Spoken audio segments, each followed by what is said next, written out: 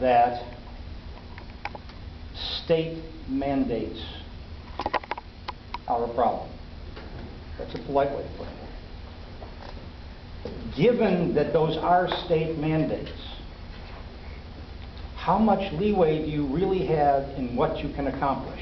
And I'm going to ask Mr. Martone to take the first stab at that.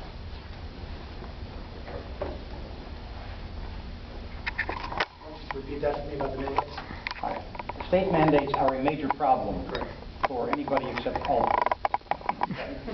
And they, to a certain extent, they set the parameters very narrowly of what this county legislature can actually accomplish. How do you intend to do that?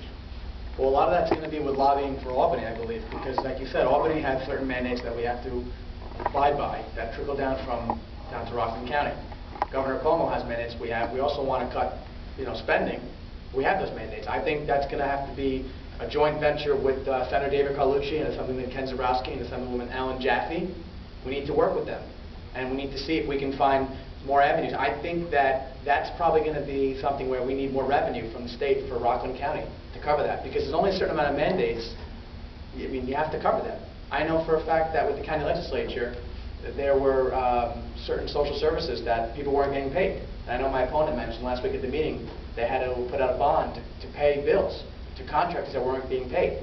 And those are mandated programs. Those are social services that are delivered to some parts of children for the county. Certain psychiatric services, and you can't cut those.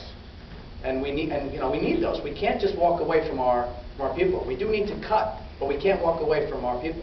Now, I want to mention something. We all talked tonight about running a business comparing to the government, and I think it's important to make tough decisions and trim fat. But remember something: in government, we still have to provide the bread and butter services. We cannot turn our back on our citizens. That's why we're in public office, to help people. We have to remember that.